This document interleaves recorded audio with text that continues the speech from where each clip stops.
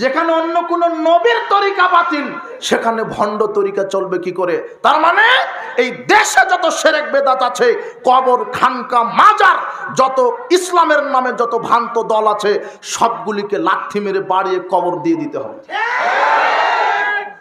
5 আগস্টে নেতার মূর্তি শুধু ভাঙা হয়েছে।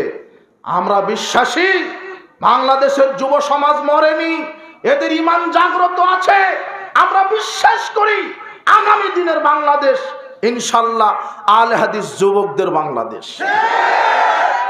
এই আহলে হাদিস যুবকেরা যেদিন ইসলামের ঝান্ডা নিয়ে, তাওহীদের ঝান্ডা নিয়ে বাংলার রাজপথে তাওহীদের উপরে আন্দোলন করবে, সেদিন মূর্তি কেন, এদেশ থেকে কবর, খানকা, মাজারকেও কবর রচিত করে দেওয়া হবে ইনশাআল্লাহ। হবে, আমরা বিশ্বাসী হবেই হবেই হবে। মূর্তি যেহেতু ভেঙেছে, মাজার বেশি দিন টিকবে না আগামীতে।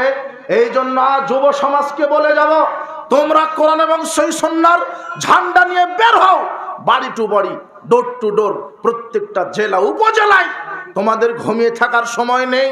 রাসূল সাল্লাল্লাহু আলাইহি ওয়াসাল্লাম সাহাবীদেরকে যেভাবে তৈরি করেছিল, ওইভাবে তোমরা কোরআন এবং সহিহ সুন্নাহর দাওয়াত নিয়ে চলে যাও সব জায়গাতে। ইনশাআল্লাহ আমরা বিশ্বাসী আগামী দিনে এই কোরআন এবং সহিহ সুন্নাহর আঘাতে বাংলাদেশ থেকে বেদাত এবং শিরকের কবর রচিত হবে ইনশাআল্লাহ। বেদাতীরা লুকানোর জন্য শিয়ালের গর্ত খুঁজে পাবে না ইনশাআল্লাহ।